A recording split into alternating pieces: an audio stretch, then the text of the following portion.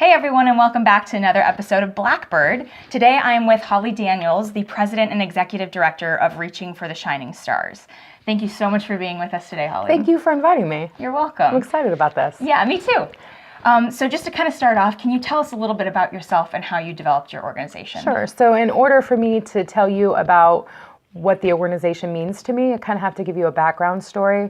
I'm a survivor of human trafficking myself. It started at age 15 with my mother, and it lasted for quite some time, a series of bad ideas and bad events that had happened to me. And moving right along, but in 2015, I went to a program called Amethyst.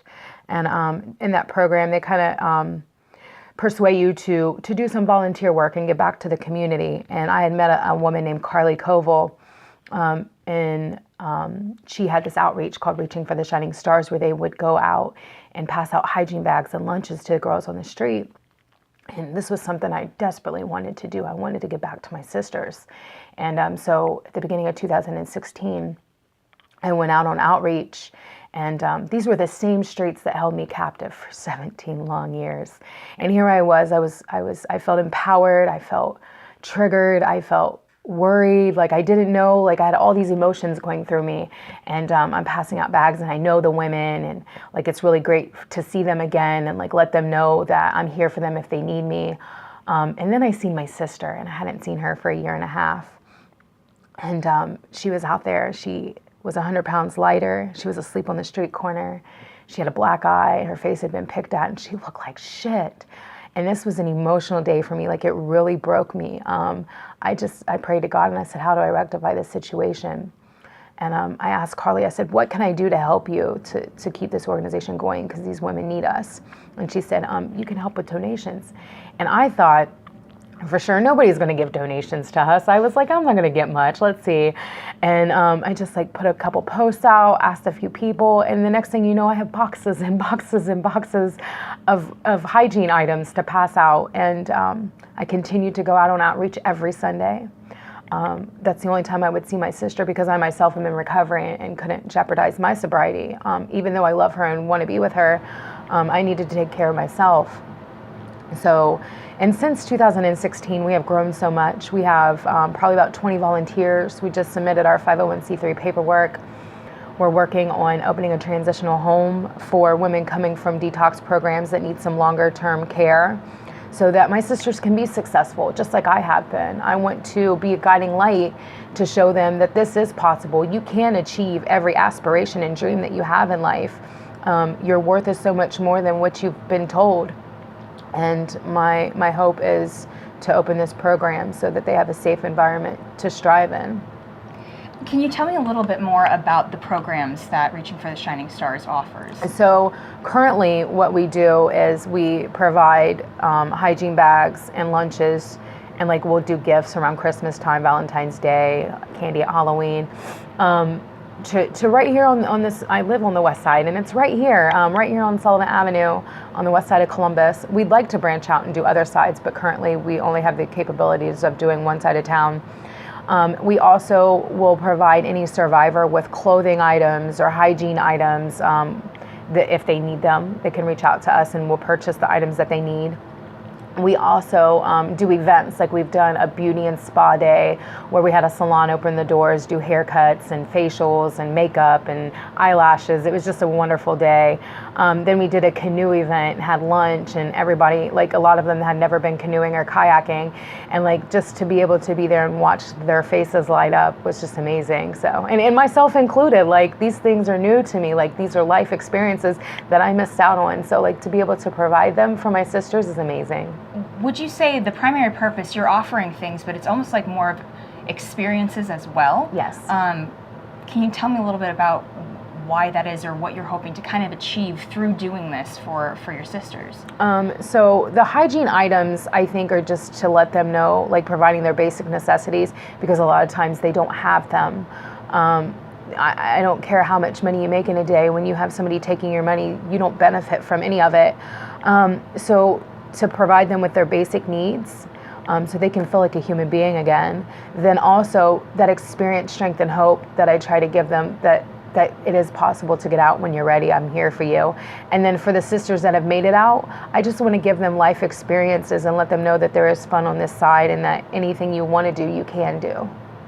What do you think the most important key for a woman would be to step out of the industry? Like, what do you think the key to success there is in making the crossover? Leaving people behind.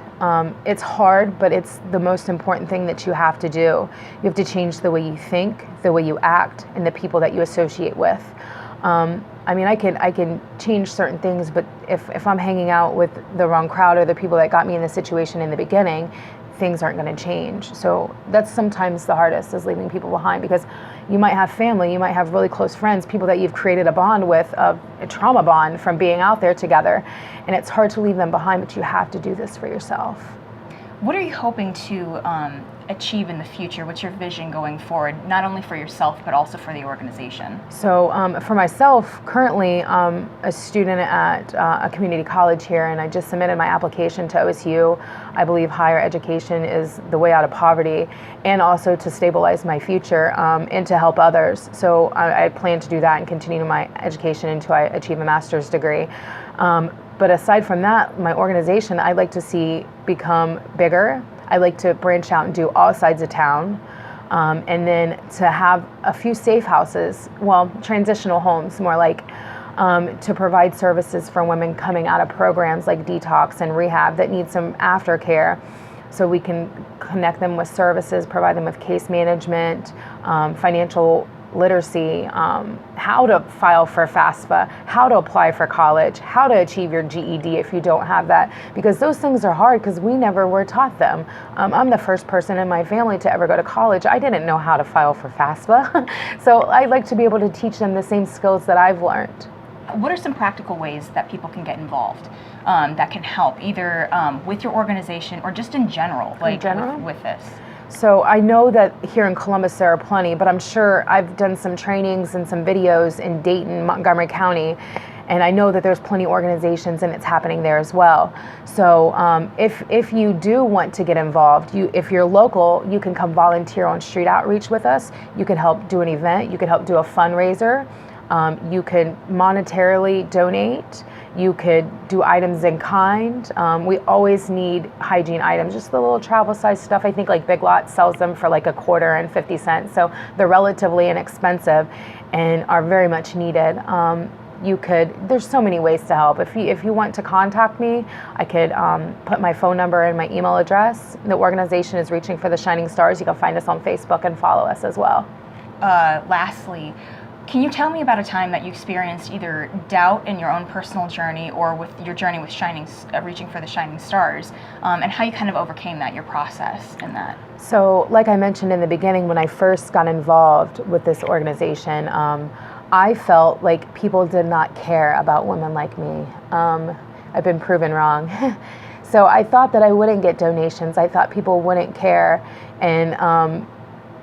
And then I also have doubt in my everyday life, like, will I be able to accomplish the things that I want to? Sometimes they feel unattainable because they're pretty big. Like, my dreams are pretty big, but it's nothing more than what normal everyday people do. But I guess like all the negative messages and doubt that I've had and insecurities that I have kind of make me feel like I won't be able to, but I just keep pushing forward, and I have a whole bunch of people on my team, in my organization and in my life that cheer me on. Finally, what would you say if there's somebody out there that's watching that maybe has an idea, that a passion of their own that they want to go after, but maybe they're afraid to, they don't know if they have a good idea or not? Do you have like a word of encouragement or suggestion for them? Do it, because do it, just do it. Take that leap of faith and do what you want to do, like what you feel you're called to do or what's on your heart to help, however it is. And network, like reach out to people that are doing similar things, because they're more than likely willing to guide you and lead you through the process. I don't think that we'd be doing the things that we were doing if somebody didn't show me the way. So just do it. Am I allowed to say that? Because yes. That's Nike's phrase, just do it. Just do it. All right, well, thank you so much, Hollie, for being with me today. Thank you for having me. You're very welcome. And join us next time, everybody, for the next episode of Blackbird.